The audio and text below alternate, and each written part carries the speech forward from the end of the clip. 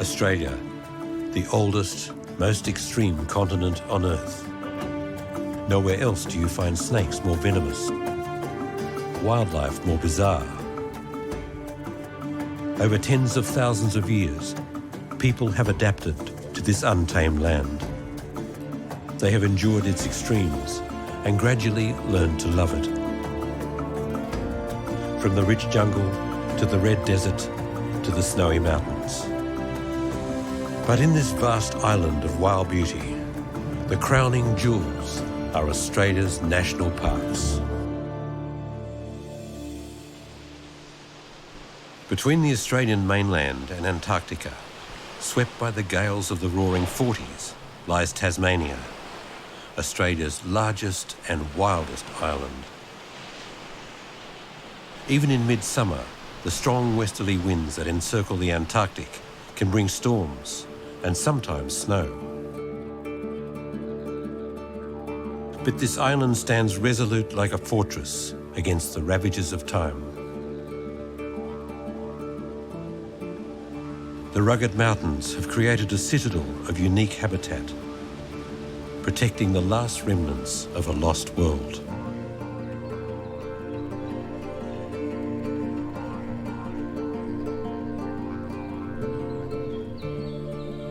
Tasmania took shape in the tectonic rage that wrenched Australia from the supercontinent of Gondwana 45 million years ago. More than 1/3 of Tasmania is dedicated to national parks, registered as UNESCO World Heritage Sites.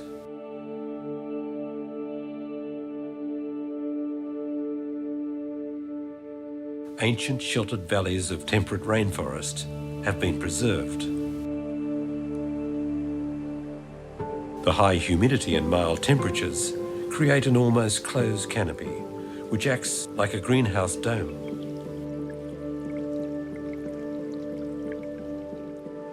It's a magical world, a dream in green. But when the sun goes down, it can seem like a nightmare,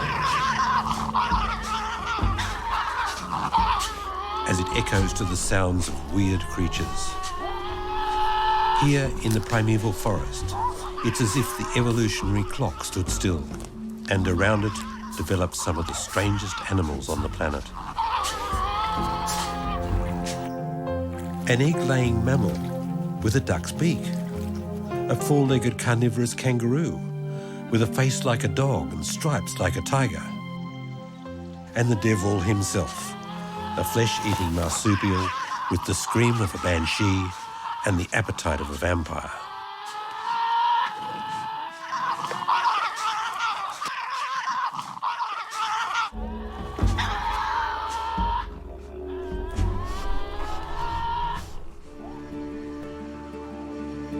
It is summer at Cradle Mountain in remote northwest Tasmania. In 1922, this almost untouched wilderness was designated as the Cradle Mountain Lake St Clair Scenic Reserve. From the rugged basalt peaks of the Cradle Mountain Massif to Lake St Clair in the south, it's a place like nowhere else on Earth. For those who care to visit, there's a trail that winds its way 80 kilometres over the roof of Tasmania.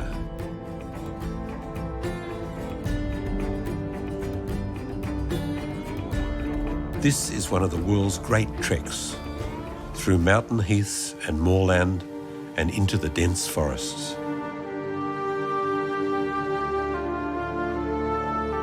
There are over 4,000 lakes in this part of Tasmania, most of them formed in the last great ice age.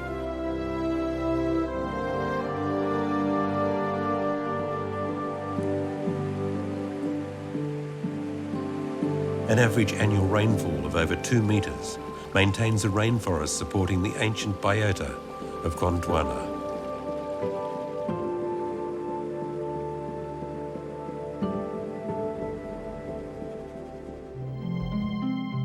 In 1936, a remarkable animal called Benjamin died in a Tasmanian zoo. Despite the name, she was actually a female. And although she looked like a dog, she had a pouch for her young. Benjamin was a Tasmanian tiger or thylacine. At the time of European settlement 2 centuries ago, there were thousands of thylacine on the island state of Tasmania. Sadly, Benjamin was the very last known of her kind, extinguished by bounty hunters after 4 million years in this land. This is a wild and inaccessible wilderness, the domain of the unexpected, the extraordinary. Some might even say unearthly. You may even encounter the devil himself. If you stood here at this spot 10 million years ago, you might have been stopped dead by the same scream that pierces the forest tonight. When the first white settlers came here 2 centuries ago, they agreed it was the cry of the devil, and the name stuck. Until about 600 years ago, devils inhabited all of Australia. Today, they live only in Tasmania. And even here, they are fighting to survive.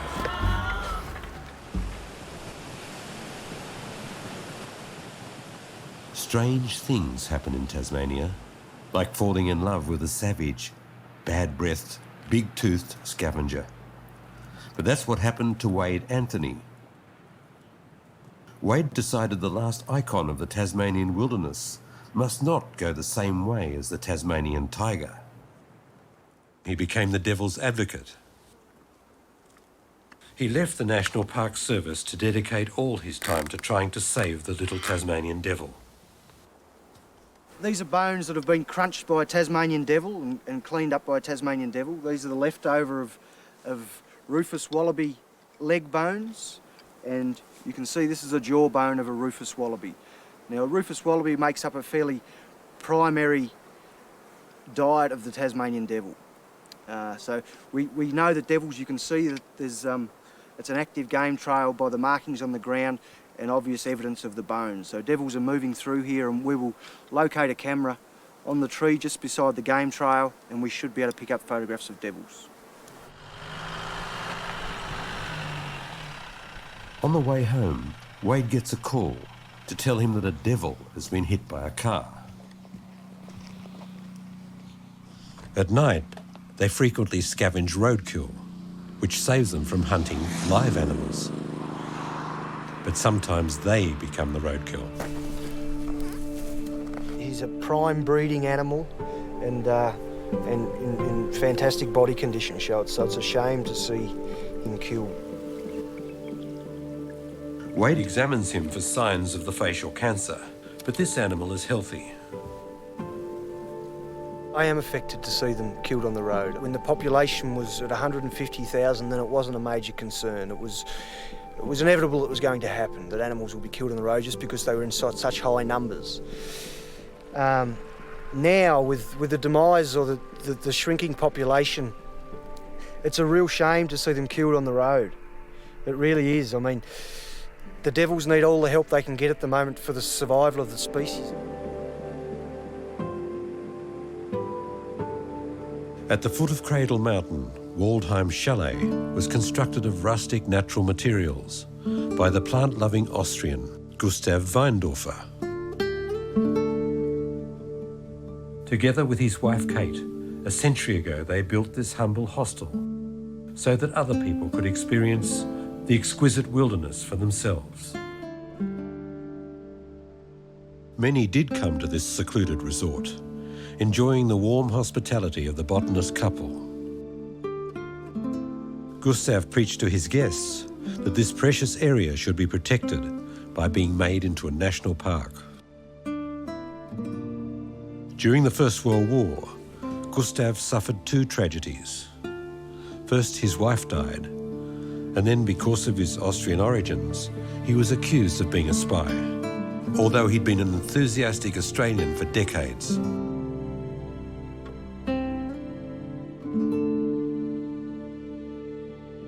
Weindorfer was vindicated when he learned in 1922 that at last the area between Cradle Mountain and Lake St Clair had been designated as a national park.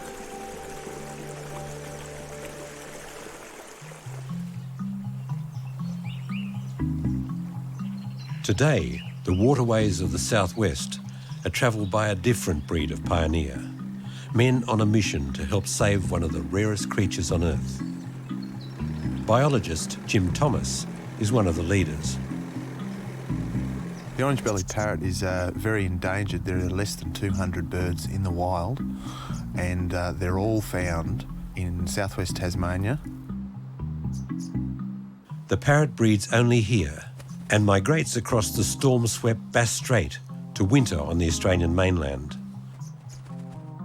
It's fallen victim to feral predators like cats, and its mainland feeding grounds have been reduced by development.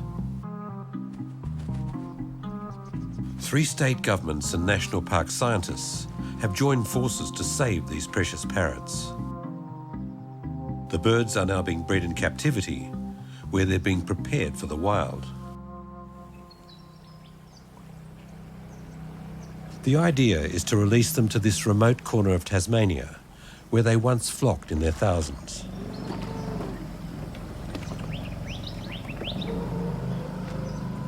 Today, birds will taste freedom for the first time, although it's not quite that easy. For several weeks, they've been acclimatising in one of the world's most remote bird cages, and now it's roundup time.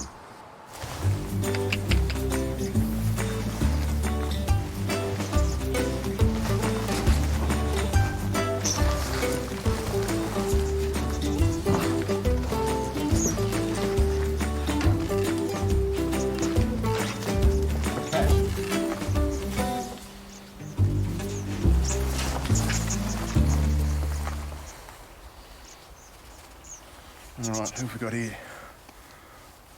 He's really well coloured up. And look at that orange breast. He's black W, so he was bred in Tasmania. The little parrots are tagged, so their movements can be tracked over the precarious journey ahead.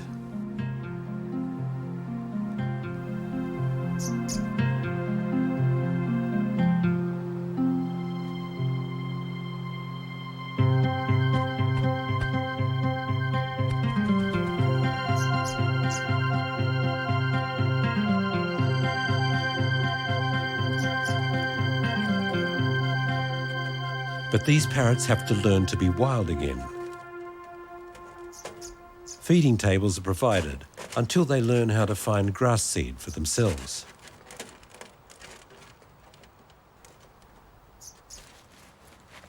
This is a rare opportunity for Jim to observe the parrots, and every move is scrutinised. I rate the success of the program quite high. Birds have been captive bred, they've been released here, and we've had birds come back.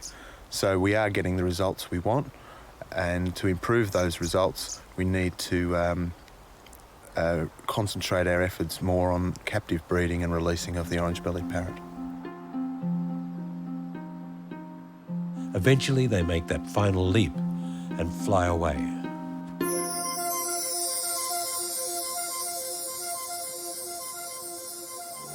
While the orange-bellied parrot struggles to survive, so does the cranky little Tasmanian devil.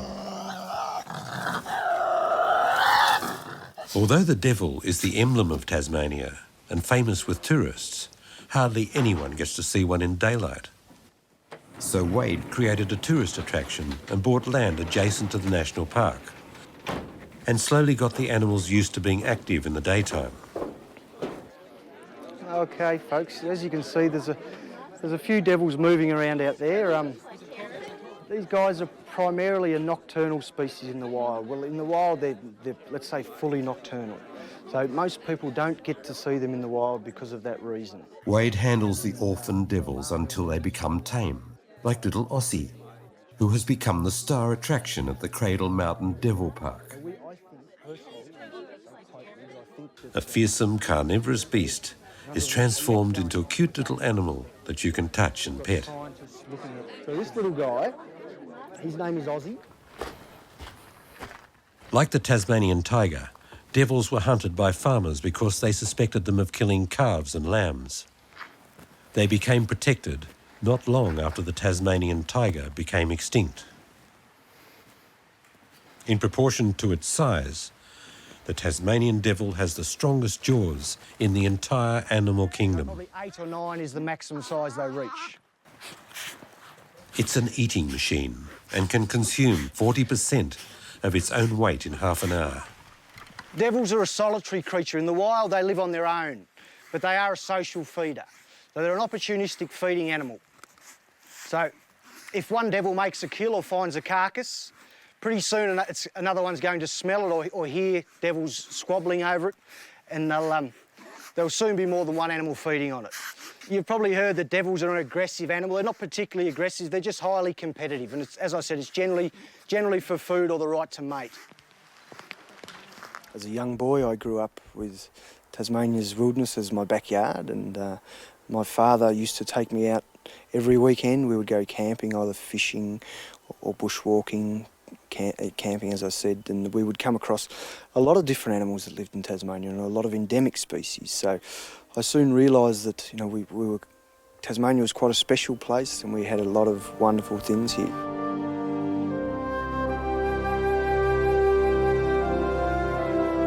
Where could an animal possibly exist that had webbed claws, a duck's bill, a beaver's tail, and lays eggs and feeds milk to its young? The virgin waterways of Tasmania are a prime refuge to the platypus, Australia's unique egg-laying mammal. The platypus hunts insect larvae by sensing their electric fields with highly effective receptors in its bill.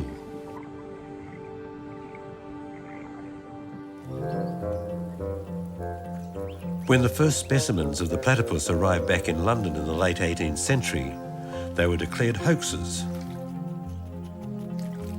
For more than 100 years, experts argued over whether it was a bird or a beast. Eventually, in 1884, it was officially declared in a worldwide telegram that it was a whole new category, the monotreme. The only other monotremes are the echidnas. The echidna probes for ants and insect larvae.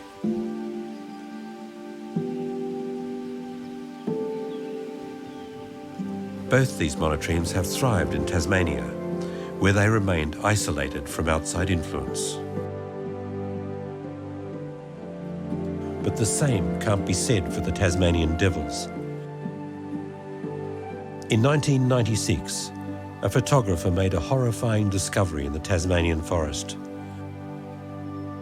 One picture he took showed strange areas of swelling around the mouth of a devil, the symptom of a contagious disease now known as DFTD, devil facial tumor disease.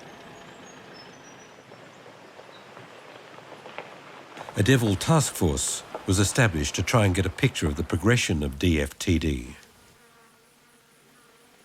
The devil population that recently was so numerous has been reduced to the status of an endangered species.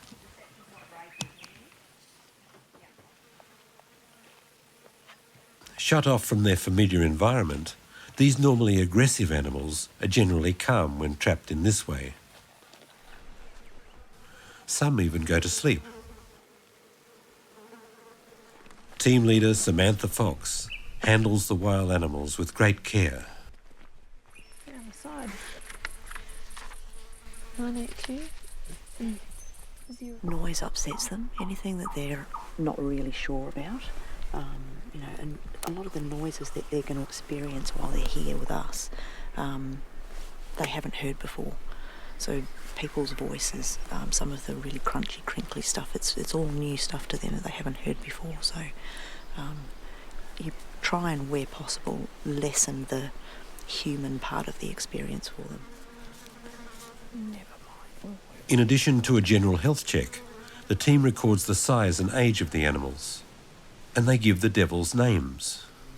What are you going to pick, Phil? We'll call him Clyde.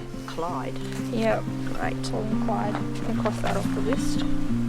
We're hoping to fill these. As apex predator, the devil is very important for the entire balance of the Tasmanian habitat. If it should become extinct, another less popular successor could likely take its place. I guess one of the pressing things that people are most worried about in Tasmania is the presence of the fox. And they're worried that if we lose too many devils, that allows a gap in a niche for devils, for foxes to infiltrate further into Tasmania. It is pleasing that all the animals examined so far have been in good health.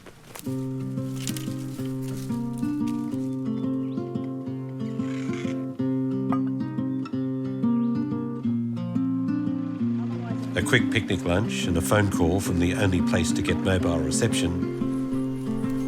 They are back at work.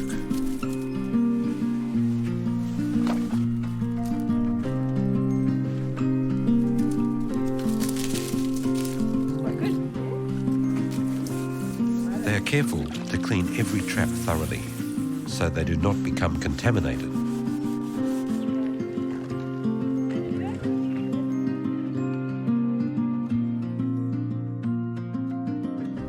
And then case number 35. They've caught a good strong female. But when Sam looks in her mouth, she is devastated to find a small swelling on the fixed palate. This devil is infected. We take an average of 3 for each. So I'll hold the lip open if you can take the measurements and give them to Pearl. They take samples for analysis. The cause of DFTD is now believed to be related to a single infected female. But the cancer has spread because of lack of genetic diversity in the small devil population. This is probably a little further into the site than I was expecting it to be, but you know, it's very hard to tell. You can't. It's not really a case of expectation, and that's. You talk about a disease front and you sort of think that it's going to be, a lot of people would imagine that when you talk about a disease front it's going to be a straight line and it's moving across the state in a straight line, and it's never going to be like that. It's going to be highly variable depending on habitat, on abundance of devils, on a whole lot of other things. After the examination, Sam releases the female, revealing the wounds from the constant battles that many Tasmanian devils suffer. Scientists believe that the devils transmit the disease by constantly biting each other when eating and mating. Whatever the cause, the disease has spread remorselessly through the devil population in less than 20 years. And so far, nothing can be done to stop it. It's predicted that unless the spread of the disease is stopped, extinction in the wild will occur within 35 years.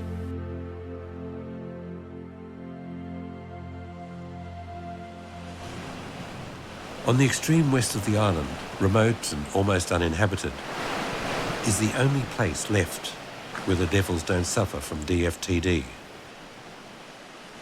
These healthy devils gave local farmer Jeff Taylor an idea. And now people come to this region just to dine with the devil.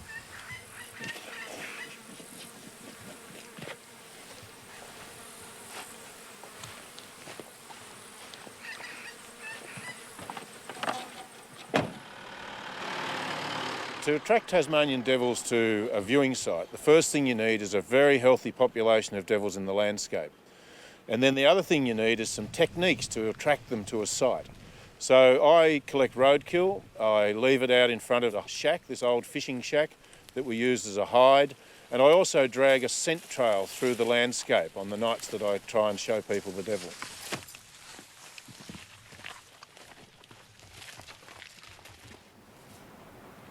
Jeff opened his Devil's Beach restaurant 5 years ago for this uniquely Tasmanian dining experience. While everything looks improvised, as though it's on its first day, this is part of its special charm. A final spotlight check, and all is ready to go. A baby monitor allows us to hear the devils cracking the bones, while the guests enjoy their own haute cuisine inside the restaurant.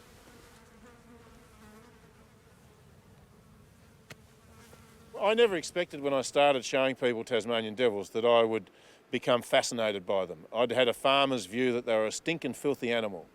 As it's turned out, they're an intriguing animal, one of the most intriguing animals I've ever seen in my life. And so every night I come down here, and this is night number 1010, I'm excited. The Devil's Restaurant caters for both humans and animals. The first guests arrive at sunset. And we'll shut the door so we don't let any mosquito. This one. No, While the other guests arise and start roaming around and looking for food. We'll keep the light on for a little while, but then later on we'll have a candle and we'll watch through the window and turn everything down low. Okay, take a seat. I need to check my lights and things. Here's some reading material. While inside, the humans enjoy the fine aromas of French cheese, Italian bread and Australian red wine. Outside, a dead wallaby radiates its own seductive aroma. Some guests come back for a second visit. We came here 8 years ago, and it was in a guidebook that From 8 years ago? From 8 years ago, which we were rereading prior to coming here for this visit. And It was we only saw like it a there, week before and we left, and I thought, wow, that sounds fantastic. we researched it a bit and looked on it, and then called. And very similarly, happily, he was going Happily, out. it was the right night. We called 2 days ago, and it was perfect. Suddenly, a crackle comes through the baby monitor.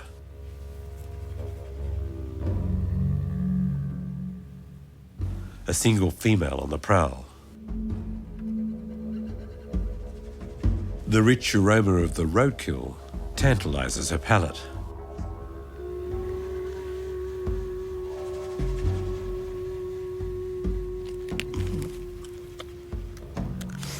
While the devils may prefer dining alone, their raucous appreciation of the meal soon attracts other guests.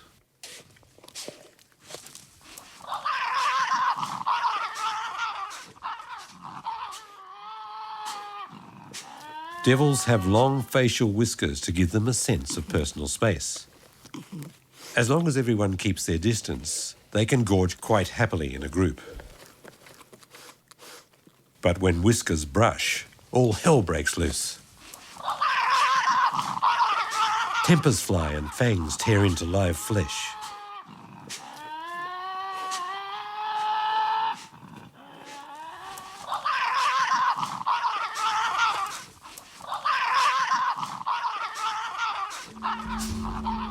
It is this secret observation of the wilderness up close that guests love so much about the Devil's Restaurant. This is a beetroot dip. Okay. Australians have beetroot in everything. The Devils are also gorging themselves on Tasmania's famous organic produce.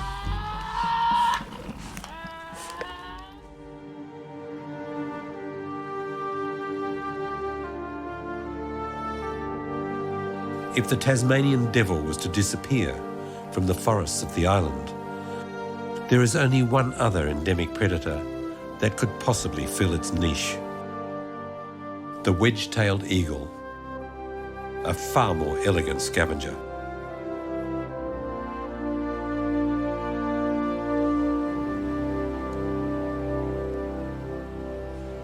Bill Brown's home is perched on an empty hilltop, like an eagle's eyrie. And Bill is the bird's biggest fan.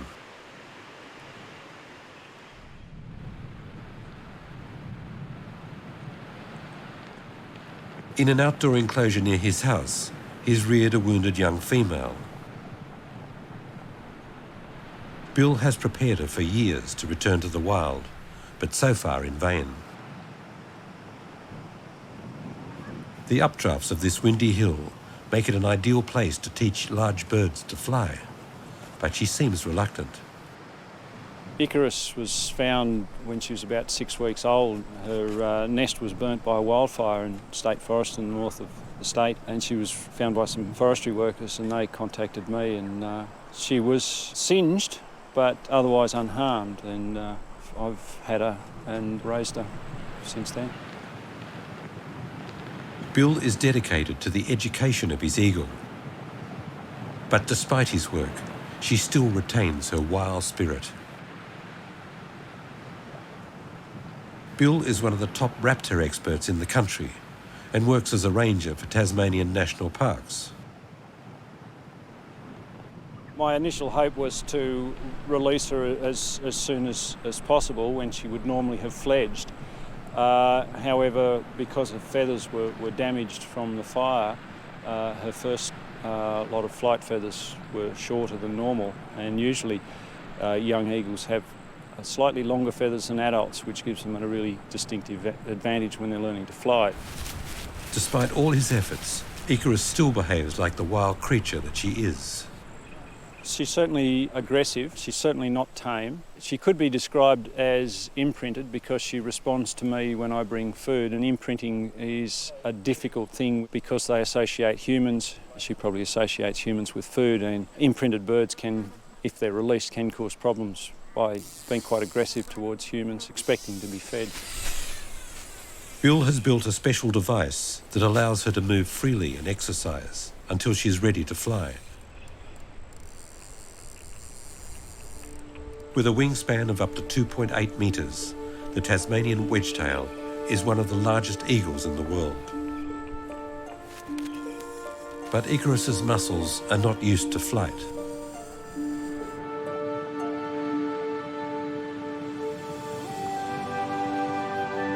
Passing wild eagles use the rising thermal airflows to soar to altitudes of more than 1,800 metres. Bill is fascinated by this powerful predator of the skies, but concerned about her future. Tasmanian eagle is endangered for a number of reasons. There are lots of human threats acting on the population, and also from more sinister types of human activity like poisoning and shooting. No other populations of wedge-tailed eagles are threatened with extinction in Australia, but they are in Tasmania. A perception within the particularly sheep industry that eagles were a major predator of live, healthy lambs. Many years ago, studies have been done and they found that less than 5% were taken by eagles, and then the majority of those that were taken were sick or dying. The wedge-tail has never had it so good since the rabbit was brought here by Europeans. But numbers of eagles are decreasing through hunting, while the rabbit has become one of the most destructive feral pests throughout Australia. Icarus gets her second lesson of the day, and the strong wind is favourable. She flies at least 100 metres, which for her is a great success.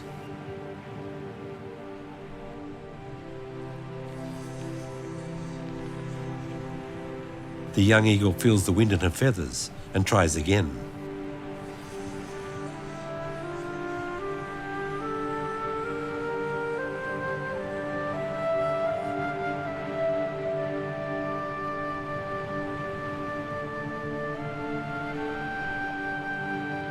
Bill hopes to release Icarus soon.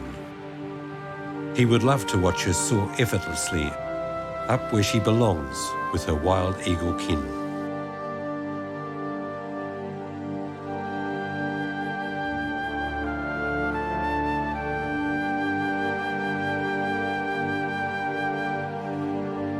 The basalt columns of Barn Bluff stand like organ pipes in the cathedral of nature.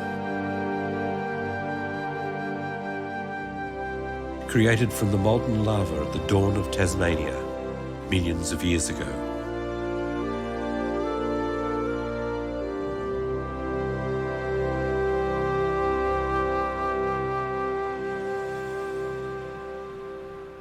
The mountain landscape is the domain of the wombat.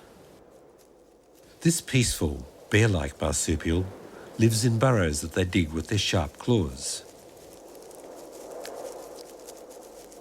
Wombats eat the grasses and sedges of the mountain meadows and have a very slow metabolism. They can take up to a fortnight to digest a single meal. And after all that time, it comes out in cubes.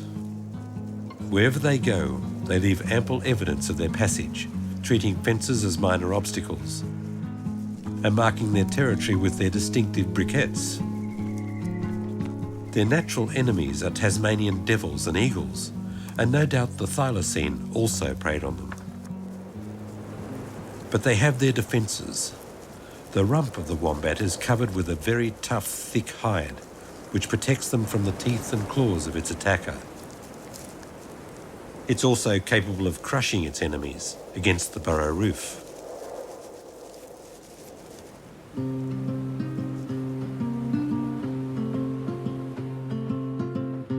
It's spring in the Tasmanian Highlands, baby time.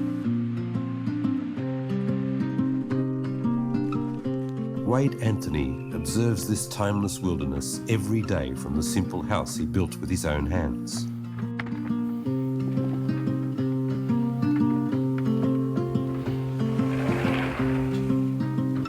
Sometimes he brings wounded animals home.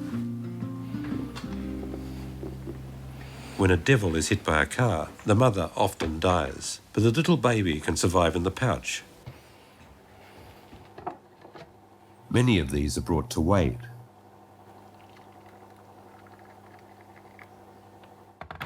He rears the young devils with a special milk formula, sold in Tasmania just for feeding marsupials. Your little teeth are growing.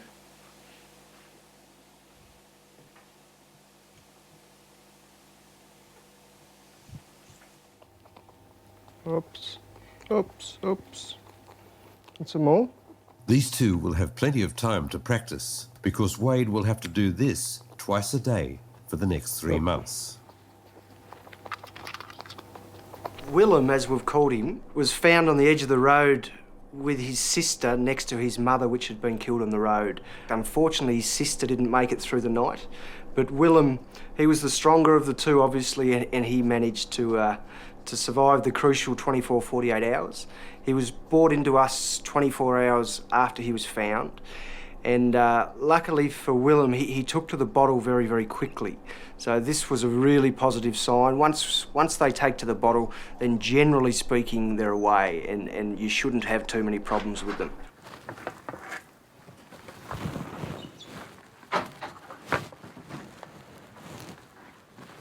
The second largest predator on the island, also a marsupial, is the spotted tail quoll. I'm going to try and catch this male spotted tail quoll. He's about 3.5 years old, so he's in his absolute prime. He's quite a large animal.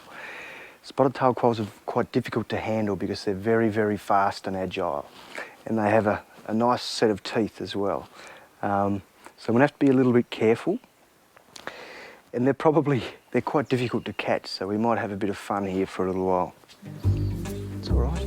Some species of the Australian mainland quoll are now extinct, but the birth rate in Wade's sanctuary is high and the future is hopeful.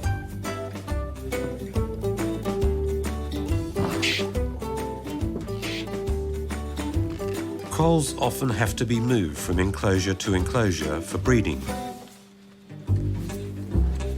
But first they have to be caught. Whoa, whoa, whoa, whoa, settle.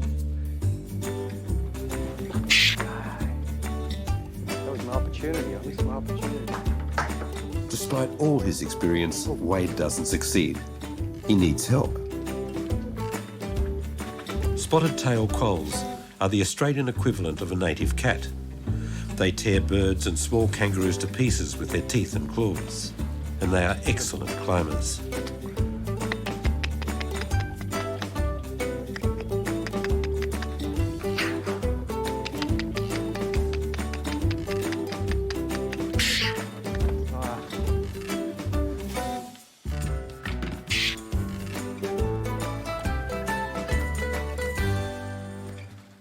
Despite their cute appearance, they were always hunted by farmers. This is where it could be dangerous. Although they enjoy a more sympathetic reputation than the Tasmanian devil, they are just as ruthless a predator. Can you put that underneath you? Oh, we got him.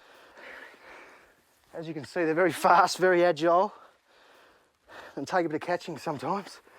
Thanks, Nicole. For the meantime, I'll place him in this trap. Hopefully. The quoll's bite muscles aren't as strong as the devil's, but they don't give up, not even in a bag. Yeah.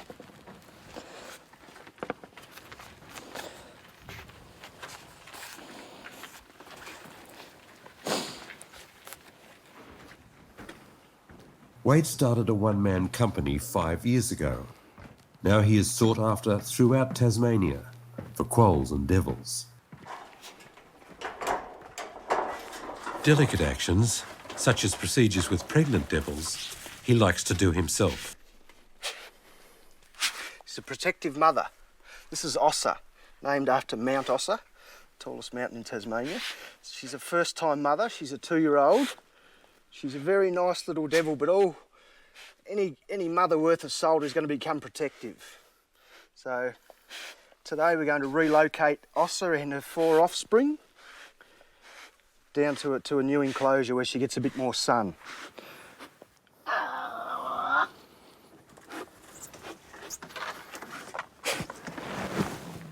Life is not easy for young devils. A mother delivers up to 30 minute babies in one litter, each one no heavier than a few tenths of a gram. She has only 4 teats inside her pouch. Only the 4 strongest babies get any milk. The rest are eaten by their mother.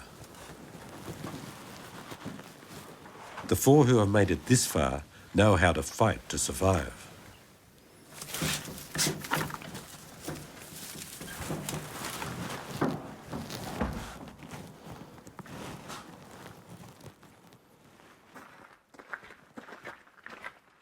Now it's time to put them in an outdoor enclosure.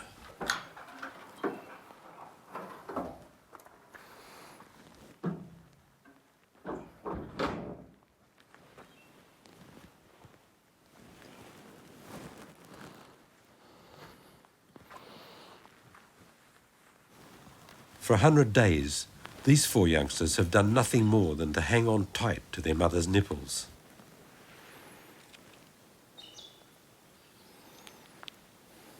Unlike their cousin, the kangaroo, the young devils will never return to the pouch for sanctuary. Although they will continue to suckle from their mother.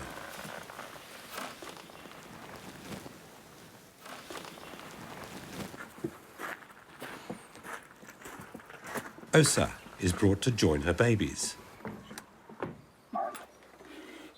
But when she's put into the new enclosure, she feels disoriented and a bit insecure. Hello, Gil. Hello. It's all right. And she wonders what Wade has done with her joeys. They're in here.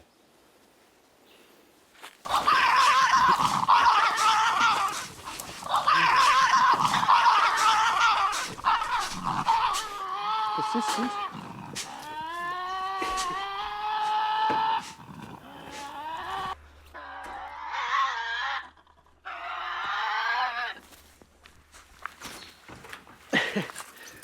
That's the quickest way out.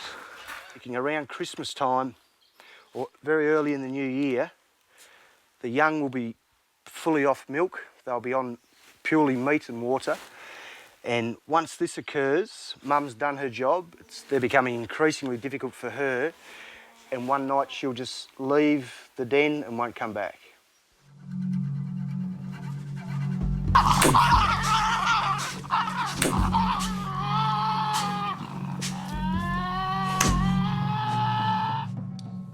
I have a 2-year-old daughter. She's been introduced to Willem, the little Tasmanian devil I'm hand rearing, and she seems to really like devils, so So who knows? Maybe I'm sure over the years, as she grows older, she'll spend more and more time here, and yeah, maybe one day she'll manage the place. That way. You have to be gentle. Remember? Very gentle. Very gentle. That way. When Wade left school, he was a successful athlete, but he found himself investing more and more energy into working with animals. Tiens, doucement, bébé. Tiens, pas trop fort. Holding him. There we go. On a trip to North America, he met a French-Canadian doctor, now his partner. Good boy. Good boy. Donne-lui un câlin. Donne-lui un câlin. Both encourage their daughter to love animals.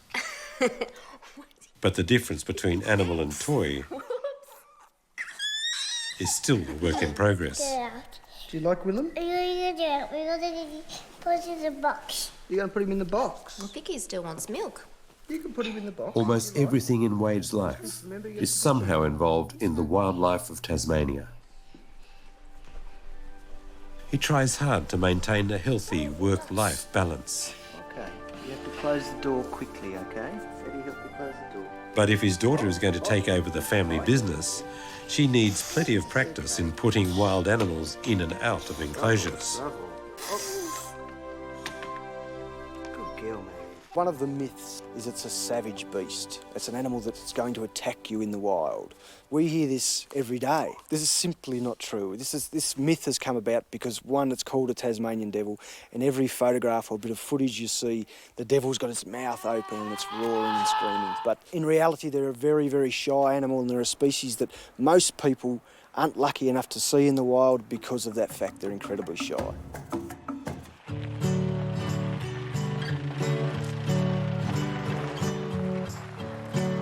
On his days off, Wade likes to get on the water. Instead of going fishing this weekend, he decides to take his family on an eagle spotting expedition.